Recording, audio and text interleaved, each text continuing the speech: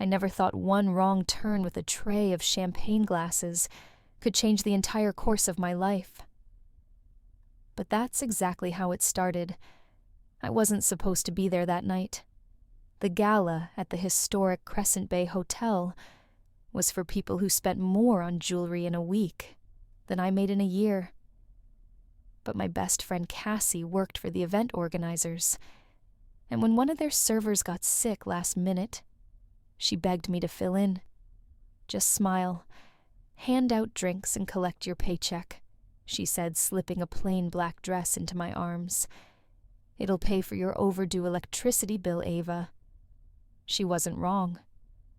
My photography studio, a tiny gallery tucked in a forgotten corner of the Oregon coast, was hanging by a thread.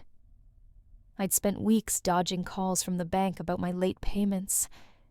The idea of carrying trays of sparkling wine for Hollywood's elite didn't thrill me, but survival wasn't about pride. The ballroom glimmered like something out of a magazine spread. Crystal chandeliers spilled golden light across polished floors. Laughter and clinking glasses filled the air. I kept my head down, balancing a tray of drinks, hoping no one would notice that my shoes pinched, because they weren't mine. That's when it happened. I just pivoted to avoid a cluster of guests when someone stepped into my path. My tray tilted, time slowed, and an arc of golden liquid flew through the air before soaking the front of a midnight blue tuxedo. Gasps echoed around us. Oh no. My words caught in my throat as my eyes traveled up from the drenched lapel to a chiseled jawline, then to eyes as cold and sharp as the Pacific on a winter morning. The man towered over me, every inch of him screaming wealth and authority. I recognized him instantly. Cole Whitaker, the Hollywood director, the genius recluse who'd once been called the visionary of our generation before a very public scandal made his name synonymous with arrogance. Do you realize what you've done? His voice was low, almost calm, but laced with venom. I'm so sorry. My hands shook as I reached for a napkin, but he didn't take it. This tuxedo costs more than your car, he said flatly. Probably more than my entire studio, I muttered before I could stop myself. A flicker of surprise crossed his face. Excuse me, I swallowed hard. Maybe you should watch where you're going, too. The words were out sharp and defensive. My stomach knotted. This man could probably have me fired with a snap of his fingers. His eyes narrowed. Perhaps you should find a profession better suited to your abilities. Perhaps you should find some manners. I shot back, my voice quieter now, almost trembling. The air around us felt electric, every guest's gaze burning into my skin. Before I could stammer out another apology, the MC's voice boomed over the speakers. Ladies and gentlemen, for our final auction item tonight, something truly special, a dinner with one of our volunteers. All proceeds go to support art programs in underserved communities. I froze. My heart thudded as I saw Cassie waving at me from the stage, her grin far too wide. No, she wouldn't. But she did. And tonight's volunteer is Miss Ava Brooks. My blood turned cold as the spotlight swung toward me. I wanted to melt into the floor, or maybe disappear into the kitchen with the other servers, and never come back. But the ballroom had fallen silent. All eyes were on me, as the MC, oblivious to the panic rising in my chest, flashed a toothy grin. The starting bid for an evening with Miss Ava Brooks, $1,000. My heart pounded in my ears. This wasn't part of the plan. I was supposed to pass hors d'oeuvres, not get auctioned off like some charity prize. No, I whispered under my breath, but my voice was lost in the ripple of awkward laughter that followed. The silence stretched heavy and uncomfortable. I wished anyone would save me from this humiliation. Then from across the room, a deep voice cut through the tension. 10,000. My stomach dropped. Cole Whitaker. He stood with one hand casually in his pocket, his expression unreadable. Around him, conversations sputtered and died. The murmurs began almost immediately. Isn't that Cole Whitaker? After the scandal, I thought he'd left the country. Why would he bid on her? I felt 1,000 burning gazes swing to me. My face flamed. 10,000 going once, going twice. Sold. The MC's voice boomed. To Mr. Whitaker, congratulations. A smattering of applause followed, hesitant at first, then louder. Cole strode toward me with the predatory calm of a man who always got what he wanted. He stopped just short of arm's length, his piercing gray eyes fixed on mine. Tomorrow night, he said evenly. I'll send a car for you at 7. This is ridiculous, I hissed, trying to keep my voice low. I didn't agree to this. It's for charity, he replied smoothly. Unless you'd prefer to tell this roomful of donors why you're backing out. His tone was mocking, but I could sense the challenge underneath. I'm not for sale, Mr. Whitaker. Everyone has a price, Miss Brooks, he said softly. I just happened to find yours rather quickly. Something sharp and hot rose in my chest. Anger. Humiliation. Maybe the world works that way in your circles, I shot back, but not in mine. A flicker of surprise crossed his face, just for a moment. Then the mask slipped back into place. Tomorrow night, he repeated, his voice like steel wrapped in velvet. Without another word, he turned and walked away. I stood rooted to the spot, still clutching the empty tray like a shield. Around me, the buzz of conversation resumed louder, now tinged with curiosity. Who is she? Someone whispered nearby. Just a waitress. Another voice answered, dripping with disdain. But Cole hadn't looked at me like I was just a waitress, and for reasons I couldn't explain that terrified me more than anything else. I wanted to run, to throw the tray down, push open the kitchen doors, and never look back. But my feet wouldn't move. The MC's voice rang out over the microphone, too cheery, too loud for the weight in my chest. Ladies and gentlemen, our final auction item tonight is something truly unique. A private dinner with one of our wonderful volunteers. No. The word pounded in my head as a spotlight swept across the room searching.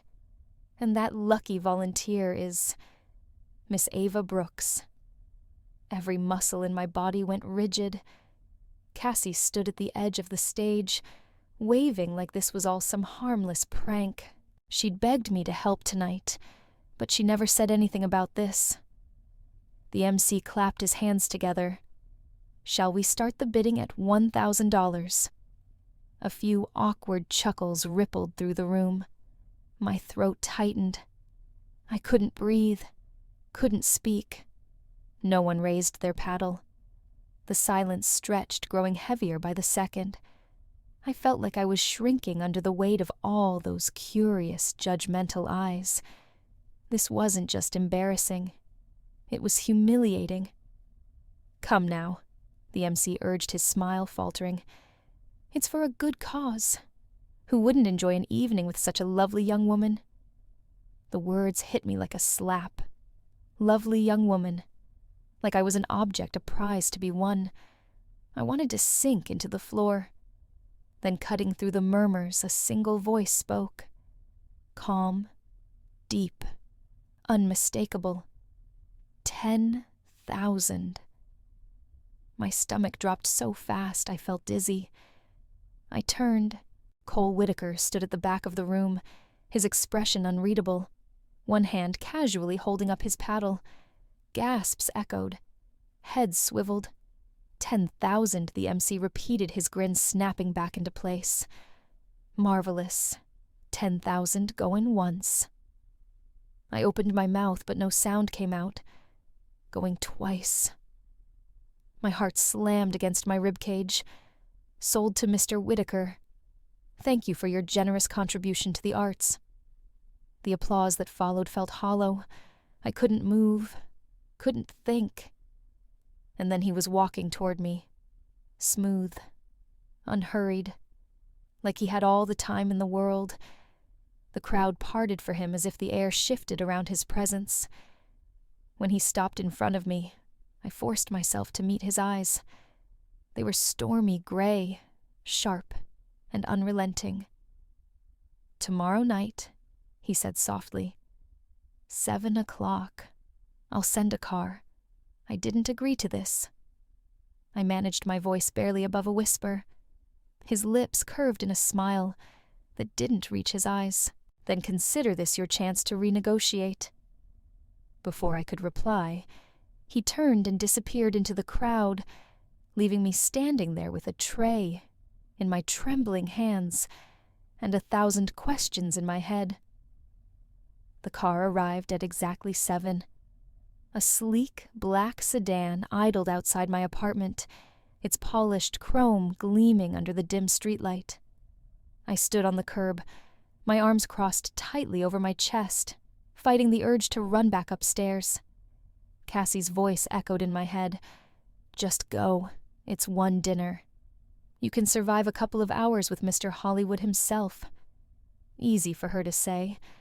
She wasn't the one being dragged into some billionaire's twisted sense of charity. The driver, a man in his 60s with kind eyes, stepped out and opened the door. "Miss Brooks," he asked politely.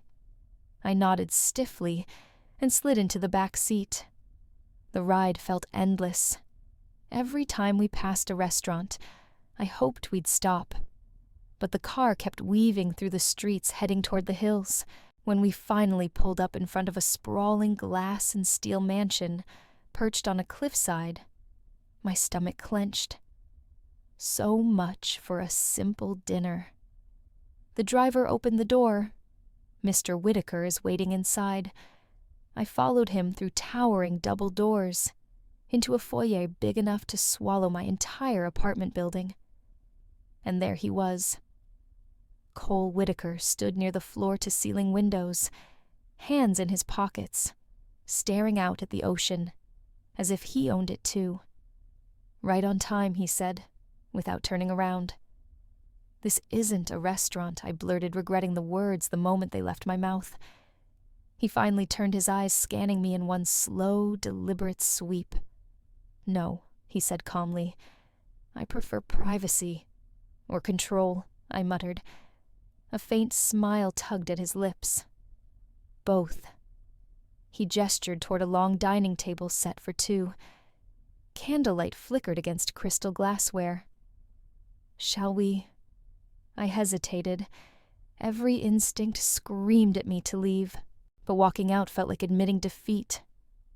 So I sat. A server appeared, as if by magic, pouring water into our glasses and retreating silently. For a moment, we ate in silence, the only sounds the clink of silverware and the distant crash of waves. "You're not much of a talker," Cole observed. "I wasn't aware this was supposed to be a conversation," I replied. He arched a brow. "Most people try to impress me."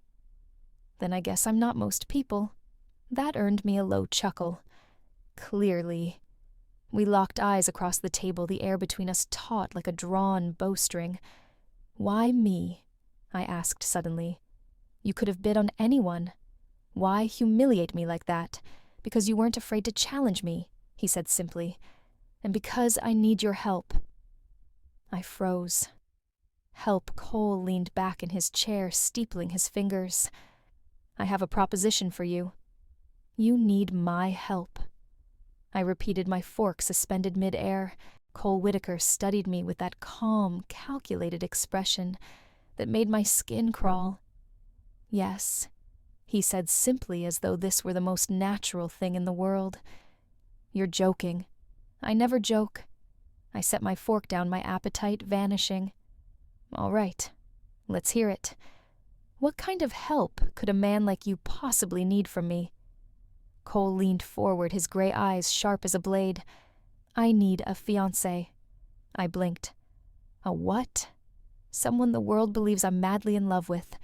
Someone who makes me look human. I stared at him, waiting for the punchline. It didn't come. You can't be serious. I'm entirely serious. I let out a sharp laugh. Why did Hollywood run out of aspiring starlets willing to throw themselves at your feet? His mouth curved slightly. You're not like them. That's why you're here. I shook my head. No. No way. Whatever this is, find someone else to play your little game. Before you refuse, he said, his voice low and measured, you should know I've done my homework. My stomach twisted. What's that supposed to mean? Your photography studio, he said calmly. 3 months behind on rent. Your bank account overdrawn twice last week. And let's not forget the foreclosure notice that went out just yesterday. My blood ran cold. You looked into me. Of course I did. His tone didn't soften. I don't enter into any arrangement without knowing exactly who I'm dealing with. Arrangement, I echoed, my voice tight. He slid a crisp white envelope across the table. 1 week. 7 days of public appearances as my adoring fiancé. In return, I'll pay you $250,000. Enough to pay off your debts and keep that little gallery of yours alive. I didn't touch the envelope. You think you can just throw money at me and I'll play along I'm not for sale. Who said anything about buying you? His voice was maddeningly calm. This is a role. You're an actress for 7 days. Nothing more. I clenched my fists under the table, and if I refuse, his eyes locked on mine, unblinking, then your studio closes, your landlord sues, and everything you've worked for vanishes. The words hung between us like smoke. You're a monster, I whispered. I'm a businessman, he corrected. And this is the best deal you're going to get. When I got back to my apartment that night, I didn't turn on the lights. The darkness felt safer. I sank onto the worn-out couch, hugging my knees to my chest, as the city sounds drifted in through the cracked window. On the coffee table, the envelope Cole had given me sat like a loaded gun. $250,000. Enough to save my studio. Enough to wipe the slate clean.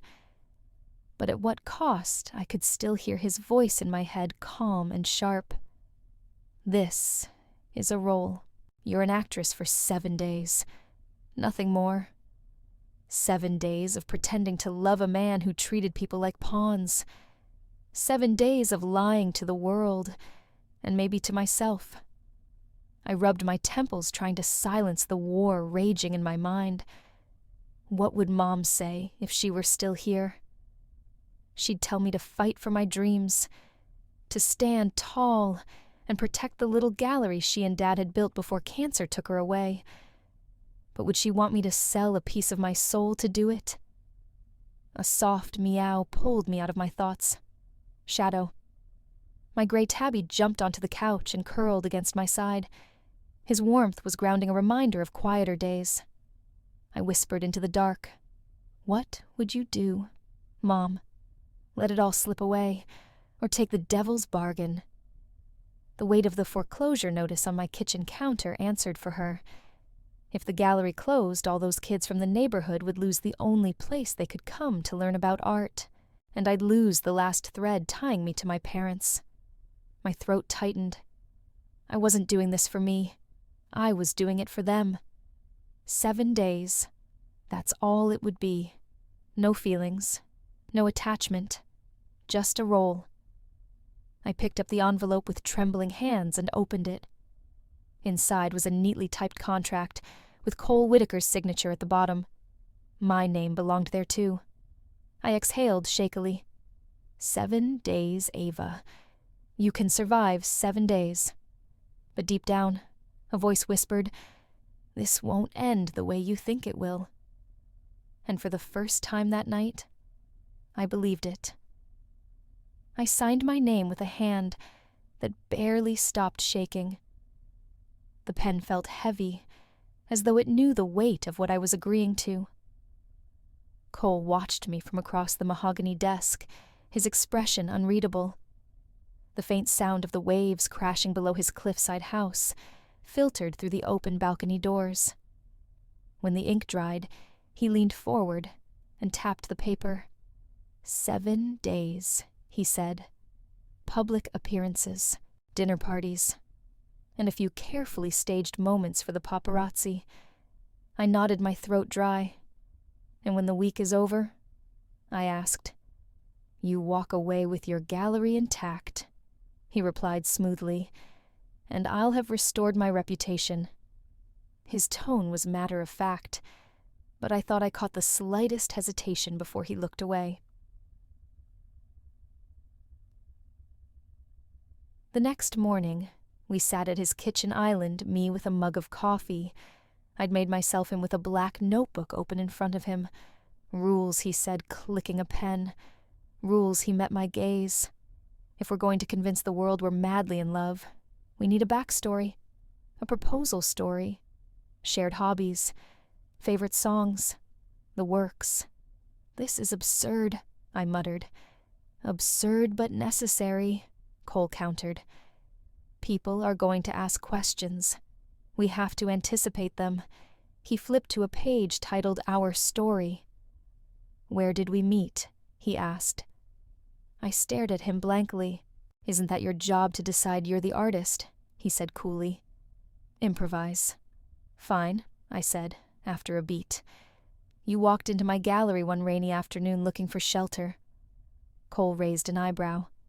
"Romantic." "You were drenched." I added, a faint smile tugging at my lips despite myself. "And cranky because you hate the rain." "I do hate the rain," he murmured, jotting it down. For hours we sat there crafting a life that didn't exist. Our first date an impromptu picnic on the beach. The proposal under the old lighthouse, with the ocean wind whipping my hair. Cole surprised me with his attention to detail. He asked how I'd react to the ring, what kind of flowers I'd prefer, even which book I'd pretend to have lent him when he forgot to call for 3 days. "Why are you so good at this?" I asked finally, half joking, half unsettled. "Because I've spent my life pretending," he said quietly, and for the first time, I wondered if the cold mask he wore wasn't armor, but a prison. The invitation said black tie, but I still felt out of place the moment I stepped out of the car. The Whitaker estate in Los Angeles shimmered like something out of an old Hollywood movie, marble columns, sweeping staircases and chandeliers that looked like they cost more than my entire childhood neighborhood. Cole emerged from the driver's side, straightening his cufflinks, his custom suit fitting him like a second skin. "Stay close," he murmured as he offered me his arm. I hesitated, then slipped my hand into the crook of his elbow. His body was warm, solid. It was all pretend. Inside, the air was thick with perfume and murmured gossip. Women in glittering gowns sipped champagne, their diamond earrings catching the light. Men in tailored tuxedos clustered in corners, exchanging handshakes that felt more like silent power plays. As we descended the staircase together, heads turned. Conversations paused. "That's her," I heard someone whisper. "She looks ordinary." A flush crept up my neck. Cole didn't react. "Smile," he said under his breath, his jaw tightening. "You're supposed to be blissfully in love." I forced a smile, but my cheeks felt stiff. We made our rounds. Cole introducing me to people whose names I instantly forgot. "This is Ava," he told a silver-haired producer with a voice like gravel. "My fiancée." "Ah, the mystery woman," the man said, giving me a once-over. "Charming." His tone said otherwise. A tall blonde in a scarlet dress brushed past me with a tight smile. "You're braver than I thought," she murmured just loud enough for me to hear. Most women wouldn't dare play house with Cole Whitaker. I blinked. "Excuse me." But she was already gone, her laughter trailing like perfume. Tiaftas. At the edge of the room, I found a moment of stillness. I stared out at the manicured gardens through the glass doors, trying to catch my breath. I felt Cole approach before I saw him. "You're doing fine," he said softly. "Am I?" I whispered back. "Because it feels like they can all see through me." "They don't matter," he said. "This is about us." "Us," I snorted. "There is no us." His lips twitched almost like a smile. "Not yet." For a fleeting second his hand brushed the small of my back. A gesture so subtle no one else would notice. But it sent a strange heat curling through me. I reminded myself it was all part of the act. So why did it feel like more? I found a quiet corner, near the balcony, away from the swirl of gowns and champagne flutes. For a moment, I could breathe. My fingers tightened around the stem of my glass. I wasn't even sure why I was holding it any more. Nerves, maybe. Or maybe I just needed something solid to keep me grounded in this gilded fishbowl. Everywhere I looked, perfect faces smiled too wide. Voices pitched just high enough to sound polite, while cutting deep. "She's not one of us." The unspoken words seemed to hang in the air. Cold out here. I jumped slightly, turning to see Cole standing a few feet away. He wasn't smiling, but something in his face had softened. "You didn't have to come find me," I said quietly. Maybe I didn't. He stepped closer, his gaze steady. But I did. I looked away, focusing on the lights of Los Angeles sprawling below us. "This isn't my world," I murmured. "I feel like a fraud." "You're not a fraud." I laughed, bitter and small. Says the man paying me to pretend. He didn't argue. Instead, he leaned his forearms against the railing, looking out at the city. "You held your own in there," he said, after a moment. "Most people wilt under those stairs. I didn't exactly bloom either," I whispered. "Maybe not." He glanced at me then, and for the briefest moment I saw something unexpected in his eyes. Not the sharp calculation I'd come to expect. Not the icy distance, but warmth, concern, as if he actually cared. The sound of laughter erupted from inside, breaking whatever strange spell had fallen over us. "We should go back," I said, straightening. Cole nodded, but before I could move, his fingers brushed my elbow. It was such a light touch I almost didn't notice. But my skin tingled where his hand had been. For a second, I let myself wonder if it had been part of the act, or something else entirely.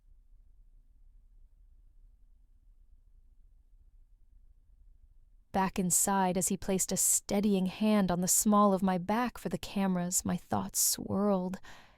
I wasn't supposed to feel anything. This was just a performance.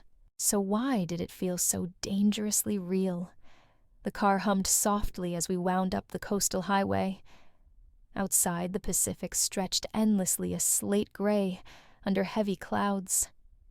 Inside, silence pressed down, like a second seatbelt. Cole sat beside me in the back seat, scrolling through his phone with the practiced detachment of someone who owned entire empires. I tried to focus on the passing scenery, but my gaze kept darting to him. His jaw was tight, His fingers tapped the screen, though I doubted he was really reading whatever deal or email he'd pulled up.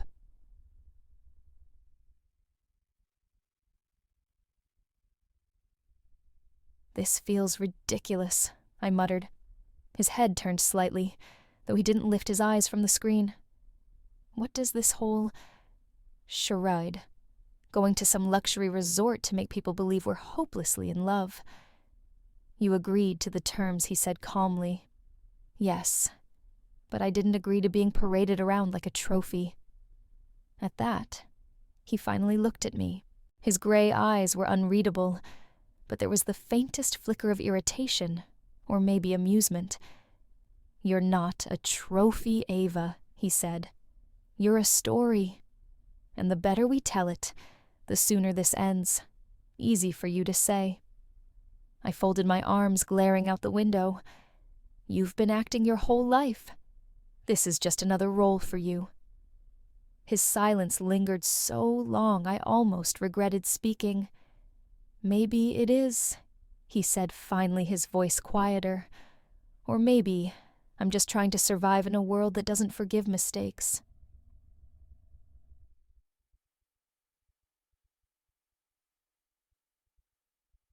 The car rounded a curve, revealing a sprawling resort nestled among pine trees. Its A-frame cabins and stone pathways looked like something out of a postcard. "We're here," Cole said, his tone snapping back to its usual coolness. As the driver pulled into the circular driveway, I caught my reflection in the window. I didn't look like myself. The black dress, the polished hair, the diamond ring catching the light on my finger, it was all part of the script. But my eyes, they were still my own, and they looked terrified. Cole noticed. "You'll be fine," he said quietly, just before the car door opened. And for some reason, the softness in his voice startled me more than his usual coldness. The storm rolled in faster than anyone predicted. By the time we reached the resort, the wind was howling like an angry animal, flinging snow against the glass doors in blinding sheets. "We'll have to reschedule tonight's dinner," the resort manager said apologetically, her voice barely audible over the gusts outside. "The roads are closing. Power outages are possible. We've already moved your bags to one of the private cabins, wood-burning stove extra blankets. You'll be comfortable." Comfortable wasn't the word I'd use. The cabin was beautiful, rustic, and warm, with cedar walls and a massive stone fireplace. But as the manager's footsteps faded into the storm, silence settled like a heavy blanket. Cole set his phone on the counter, his usual air of control cracked by the lack of signal bars. "Well," he said evenly, "looks like we're snowed in." I kicked off my boots and crossed my arms. Perfect. Just the two of us stuck in the woods. This won't be awkward at all. A faint smile tugged at the corner of his mouth. "You're not great at hiding sarcasm, you know. Not great at hiding anything." Apparently, I muttered, moving toward the fire. We spent the first hour in separate corners of the cabin. Cole sat on the leather armchair, scrolling aimlessly through photos on his phone. I curled up on the couch, flipping through a resort brochure I didn't care about. The wind rattled the windows and the fire popped and hissed. Finally, Cole broke the silence. "Why photography?" I glanced up, surprised. "What, your gallery?" He said, his gaze fixed on the flames. Why fight so hard for it? I hesitated. It was my parents' dream. They wanted a place where art could feel reachable. They poured everything into it. When they died, it felt like all I had left of them. He was quiet for a moment. "So you're carrying their dream," maybe I said softly. Or maybe I'm just too stubborn to let go. "What about you?" I asked before I could stop myself. "Why fight so hard for your reputation? You're already Cole Whitaker, Hollywood's golden boy. Or you were." His jaw tightened. "My father used to say, a man is only worth as much as his legacy." That's not true. Maybe not. His voice dropped. But I've lived my whole life trying to prove it anyway. For a moment I saw something shift in him, not the arrogant billionaire, not the untouchable director, just a man, tired, haunted. A log in the fire cracked loudly, making me jump. Cole looked at me then. Really looked. And for the first time I didn't see the ice in his eyes. I saw warmth. The storm outside raged louder, shaking the cabin's windows like a living thing. The firelight flickered across Cole's face, softening the harsh lines I'd come to associate with him. He was quiet for a long time, after telling me about his father, the man who measured worth in power and left no room for softness. I used to think if I worked hard enough, built something big enough, he'd finally see me. Cole set his voice low, but it was never enough. It never will be. I didn't know what to say, so I didn't. Instead, I reached across the small space between us and placed my hand over his. His fingers tensed at the contact, as if no one had touched him like that in a very long time. "Atos, you're not him. You know," I said gently. "You don't have to prove your worth to a man who couldn't see it in the first place."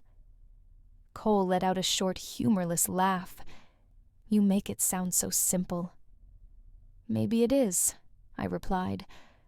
"Or maybe you've spent so long building walls, you've forgotten how to live outside them." Our eyes met across the firelight, and for the first time, I saw not the Hollywood director, not the calculating strategist, but a man carrying the weight of loneliness so heavy. It bent his shoulders. His hand turned under mine, fingers brushing my palm. "Why are you here, Alva?" he asked softly. "You know why," I whispered. "The gallery, the contract, all of it."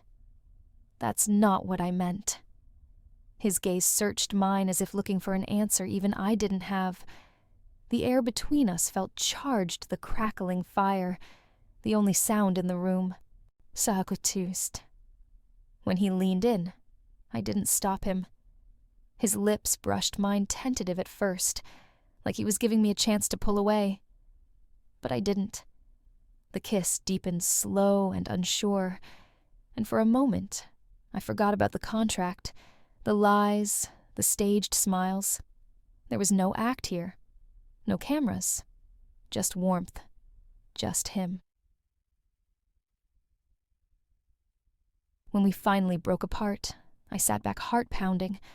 That wasn't in the agreement. I said, my voice barely above a whisper. "I know," Cole murmured, "but I wanted it anyway." I didn't trust myself to speak, because deep down, I had wanted it too. The next morning, Cole was already gone.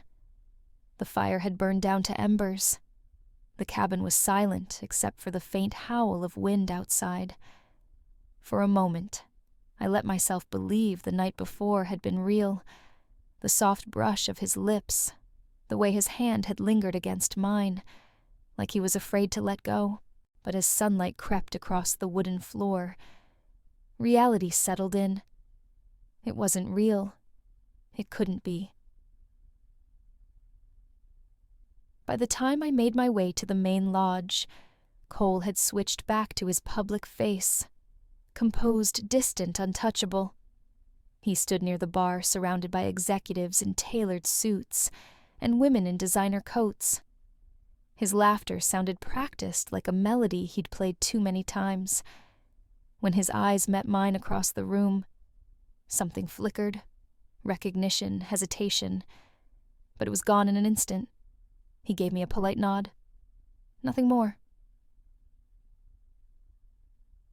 "Morning," he said coolly when I reached him. "Morning," I replied, forcing a smile. His gaze slid away, already scanning the room for the next handshake, the next conversation. And just like that, the walls between us were back.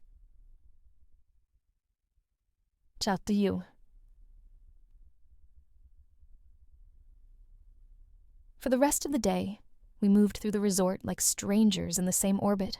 I smiled for photos, laughed when people expected me to, and played my part in the story we'd built.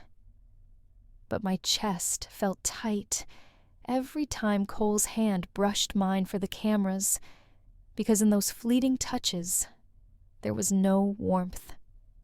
Not like last night. And then later, alone in my room, I sat by the window watching snowflakes spiral down onto the pines. Somewhere between the first kiss, and now I'd stopped pretending.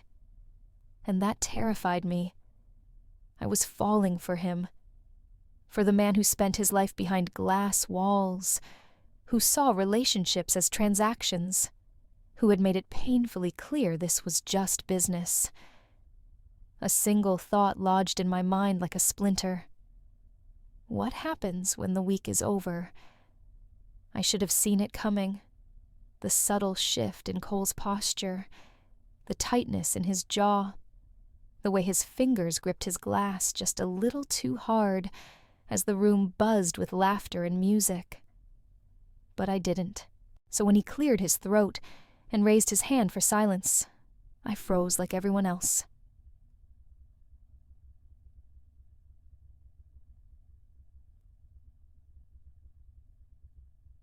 "Thank you all for being here tonight," Cole began, his voice smooth and controlled, every inch the Hollywood power player. "I know these last few months have been complicated. A ripple of polite laughter, a few knowing smirks. But tonight isn't about business. It's about something far more important." He turned to me then, and for one wild, heart-stopping second, I thought I saw a flicker of something real in his eyes. But it vanished as quickly as it came. He took my hand, pulling me gently toward him. "I'd like you all to meet my fiancée, Ava Brooks." The room erupted in applause, glasses clinking, flashes from camera phones exploding like fireworks. "Congratulations," someone shouted. "She's stunning," another voice said. I forced a smile, my lips trembling. Cole slipped an arm around my waist, holding me close for the photographers. His fingers pressed lightly against my hip, as if reminding me to play the part. And I did. I smiled, nodded, even leaned my head against his shoulder for a picture.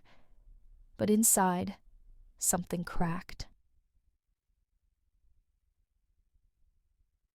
This wasn't a spontaneous romantic gesture. This was strategy. Another calculated move in whatever game he was playing with his reputation, his empire, his image, and I, stupid hopeful me, was the perfect prop. "Say something, Ava," someone prompted, holding out a phone to record. I blinked, my throat dry. "I'm honored I managed my voice tight, and very lucky." Lucky. The word tasted like ash on my tongue.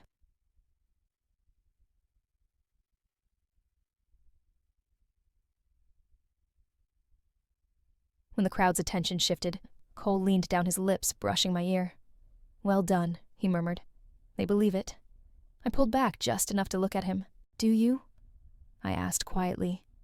His eyes flickered surprise, hesitation, then that familiar, impenetrable mask. "This isn't about belief," he said softly. "It's about results." I smiled for the cameras, but my chest burned. I wasn't sure which hurt more, that I'd let myself believe the kiss last night had meant something, or that I still wanted it to. I didn't wait for the party to end. While Cole worked the room, shaking hands, accepting congratulations, I slipped out the side door into the cold night air. Snow crunched under my boots, as I walked blindly each step, carrying me farther from the glow of the lodge.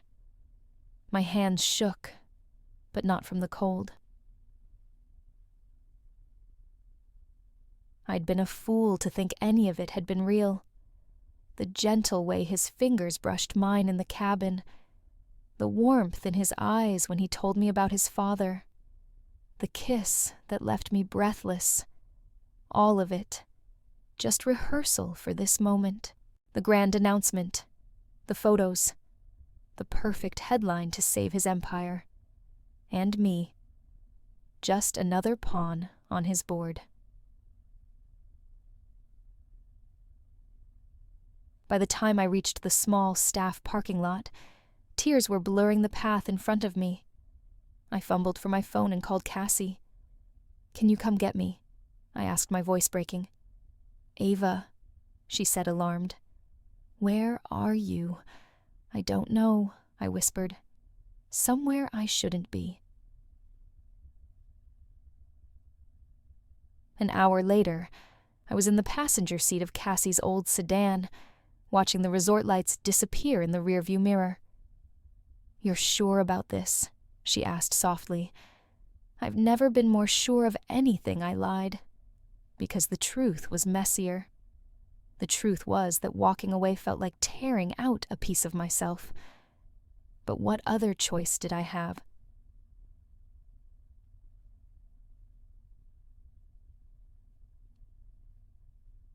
Two days later, I was back in my small apartment above the gallery. The town felt quiet after the relentless noise of Cole's world. The salty air smelled like home, but the walls seemed closer somehow, like they were pressing in on me. Shadow.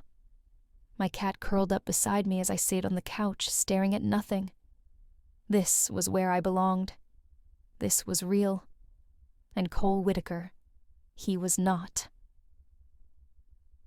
That I told myself over and over, it was just an arrangement, a performance.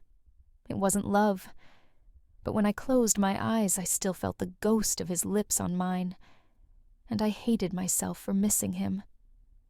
The bell above the cafe door chimed softly as another customer left. I stood behind the counter, wiping the same spot on the wood over and over, even though it had been clean for hours. Shadow curled on a nearby stool tail, flicking lazily, as if even he could feel the heaviness in the air.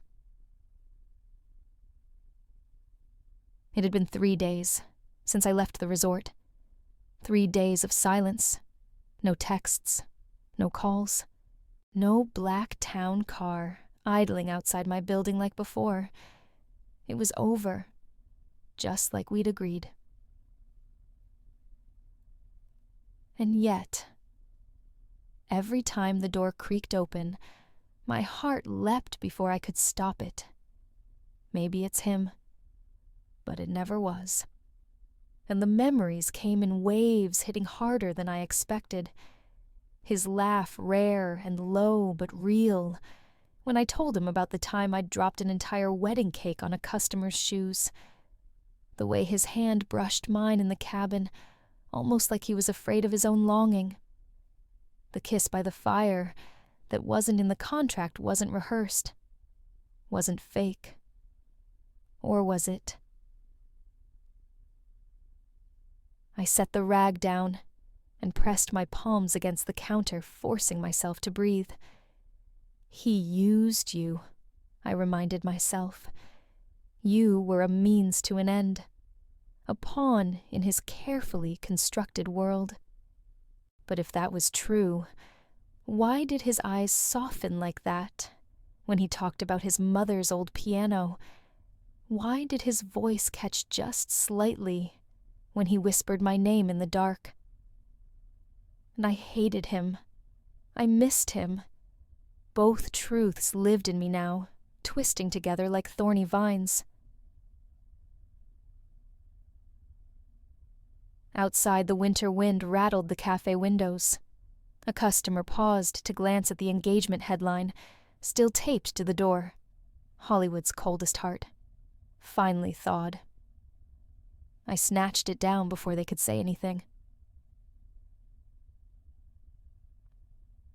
It didn't matter anymore. Cole Whitaker belonged to a world of power and headlines, mergers and manipulation. And me, I belonged here behind this counter, in this quiet town surrounded by chipped mugs and the smell of coffee grounds. This was real. At least that's what I kept telling myself. The bell above the door chimed again. I didn't look up right away. Another customer, I thought. Another latte. Another smile plastered on my face while I tried to ignore the hollow ache in my chest. Hi. My head jerked up at the sound of his voice. Cole Whitaker stood in the doorway, the winter light outlining his tall frame. But this wasn't the Cole I remembered from the resort. No tailored suit. No bodyguards hovering in the background. No air of unshakable control. Just him. In a worn gray sweater and jeans. Looking almost human. For a moment, neither of us moved. Then he stepped forward, hesitant in a way I'd never seen before. "Can we talk?" he asked softly. My fingers tightened around the dish towel in my hand. "I don't think that's a good idea," I said, forcing my voice to stay even. "Please." There was no command in his tone this time. No trace of the man who'd once pulled me into a world of staged smiles and calculated gestures. Just quiet desperation. "Dies." I nodded stiffly. He sank into the chair across from me, his hands clasped tightly together on the table. "I owe you an apology," he began. "You think I shot back before I could stop myself?" His lips twitched, not quite a smile, more like a reflex. "I was wrong," he said. "About a lot of things. About how this would work. About how I would feel." I swallowed hard, my pulse quickening. "This isn't another performance, is it?" I asked. "No cameras waiting outside. No investors needing proof that you've changed." He shook his head. "No cameras. No investors. Just me." The silence stretched. I told myself this was all strategy. He continued quietly. "That you were a means to an end. That the warmth I felt around you was convenient." He looked down at his hands. "But when you left, the world didn't feel right anymore. The deals didn't matter. The headlines didn't matter. The only thing I could think about was you." I wanted to believe him, but the cracks in my heart still ached. "You're good with words, Cole," I whispered, "but words don't fix everything." "I know," he said softly. "So let me show you." His eyes met mine, steady, unguarded, almost pleading. "Let me prove to you that this is real." He reached into his coat pocket and pulled out a small, worn velvet box. It wasn't the kind of box I'd seen in his world before. No sleek logo, no polished edges. The fabric was frayed at the corners, the hinge creaking softly as he opened it. Inside lay a simple silver ring, its surface dulled and scratched from years of wear. "This belonged to my mother," Cole said quietly. "She wore it every day until the day she died." I stared at the ring, my chest tight. "This isn't a show, Ava," he continued. "This isn't for the board, or the media, or anyone else. It's just for us. Snom tinta titaro." He stood slowly stepping around the table until he was in front of me. I don't have the right words. I probably never will. But I know this. He knelt holding the ring between his thumb and forefinger. "The only time I've ever felt like the man I wanted to be was when I was with you." Tears blurred my vision. "Cole." I whispered, my voice cracking.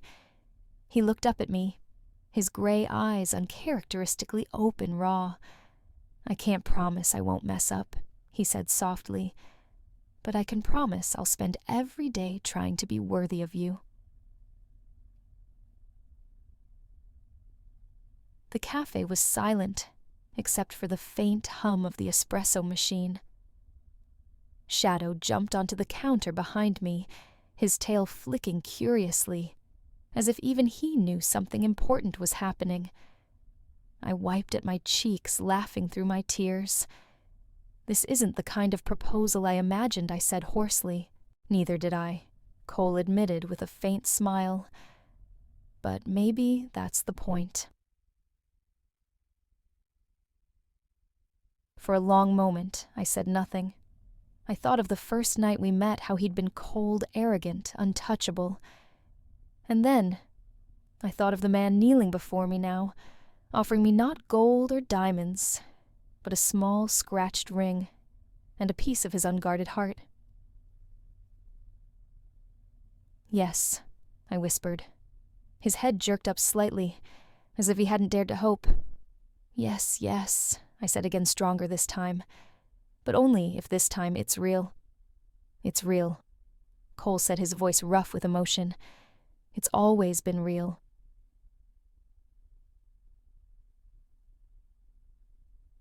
As he slid the silver ring onto my finger, I felt the weight of it not heavy, but grounding like an anchor pulling me home. And for the first time in weeks, I let myself believe. The church bell chimed softly as sunlight streamed through the stained glass. I stood at the back of the small chapel, my hands clutching a bouquet of wildflowers Cassie had gathered from her backyard that morning. It wasn't the kind of wedding people expected for a man like Cole Whitaker. No grand ballroom, no designer gowns or celebrity guest lists, no headlines screaming about the event of the year. Just us. And somehow, it felt perfect. When the music started, I took a deep breath and stepped forward. The pews were filled with neighbors, from the cafe local artists from the gallery, even Mr. Jenkins from the hardware store, who had never smiled at me before today.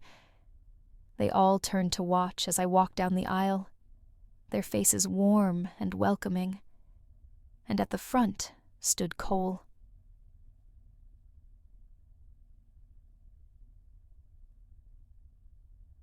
He looked different somehow. The suit was simple, the kind you could rent from the only tailor in town. His hair wasn't perfectly styled, and the silver ring on his finger wasn't flashy enough for paparazzi lenses. But his smile, it was real. The kind of smile that made my heart ache in the best way. When I reached him, he took my hand gently. "You're sure about this?" I whispered, teasing. "More sure than I've ever been about anything," he murmured back. The ceremony was short and sweet, no long speeches or elaborate vows. Just promises spoken softly, hands held tightly, and tears that neither of us bothered to hide. When the pastor said, "You may kiss the bride," Cole hesitated for half a second, just long enough to search my eyes, like he was making sure this wasn't still part of a performance. And then he kissed me. Not like the rehearsed kisses from before. Not for cameras, just for us. The reception was held in the cafe. Cassie strung fairy lights across the ceiling, and the neighbors brought homemade pies and mismatched plates. Someone had even borrowed a speaker to play old love songs from their phone. Cole surprised everyone when he rolled up his sleeves and helped serve coffee. At first, people watched him cautiously, the big city director with the sharp eyes and sharper suits. But then, Mrs. Alvarez from the bakery handed him her apple crumble and said, "Cut it small, so there's enough for everyone." He nodded, smiled, and did exactly as she said.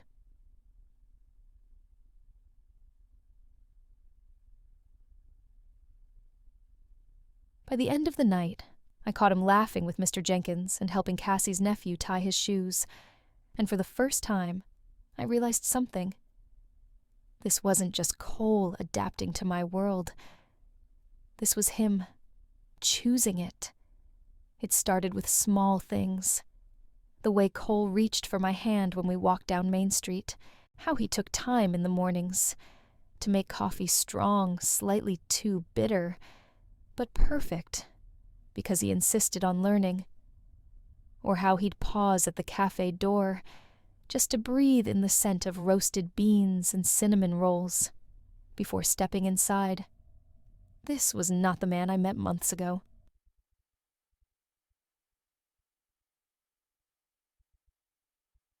At first, the world didn't understand his transformation. Cole Whitaker, sells luxury penthouse, moves to small-town Hollywood. Powerhouse slows down. Why has love tamed the wolf? The headlines made it sound like a scandal, but I knew better.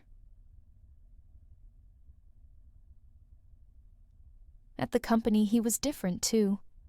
Gone were the days of 15-hour workdays and cold boardroom stares. He implemented changes that shocked his executives longer: parental leave mental health initiatives, even partnerships with eco-friendly suppliers. It's not just about profit anymore, he told them during one meeting I attended. If we don't take care of our people, what's the point? Some thought he'd gone soft, but I saw the truth. He'd finally learned to care.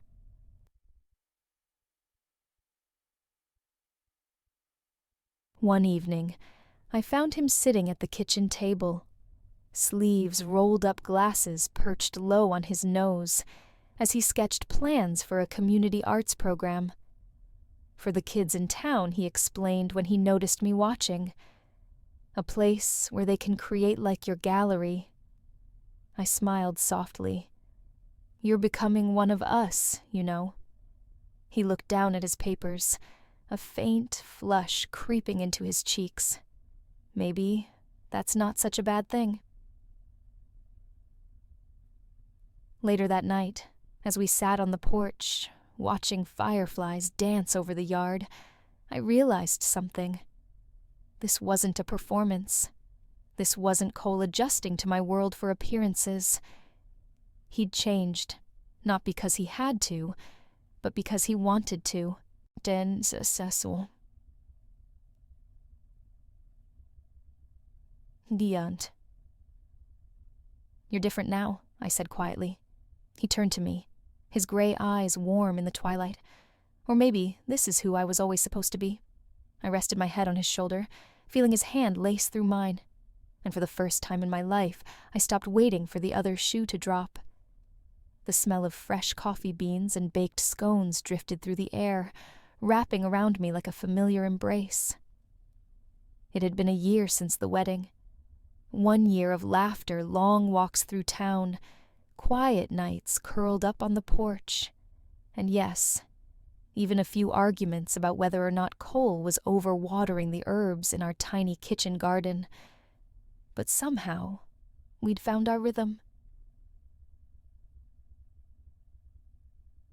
I sat at my favorite table by the window, fingers curled around a warm mug.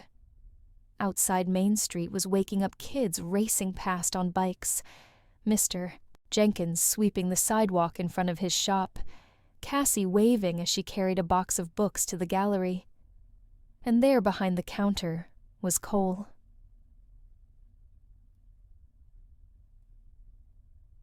It still felt strange sometimes seeing him in this setting. The man who used to own boardrooms and red carpets now stood in a worn apron carefully pouring steamed milk into a heart shape atop a cappuccino. "Here you go, Mrs. Whitaker," he said, sliding the cup across the counter to a smiling regular. Mrs. Whitaker. It made my heart do that quiet flutter all over again. I watched as he moved with an ease I never thought I'd see in him. This was the same man who once believed love was a distraction, that success was the only thing worth chasing.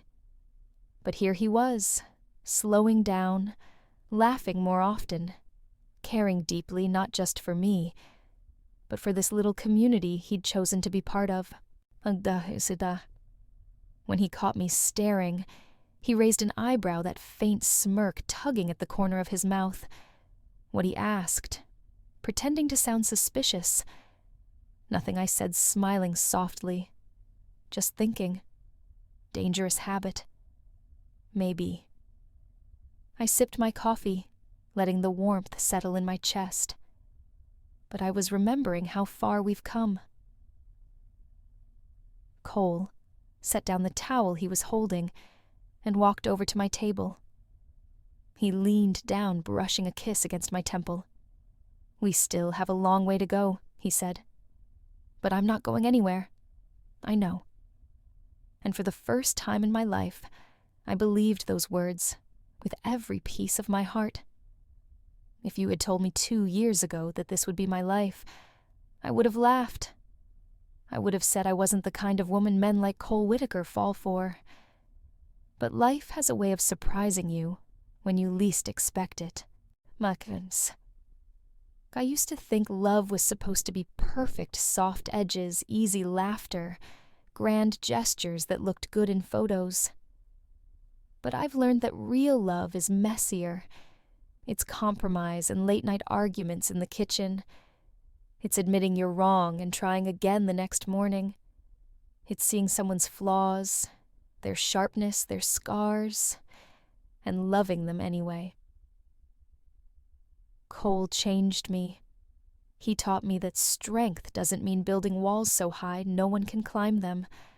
Sometimes real strength is letting someone in, and I changed him too.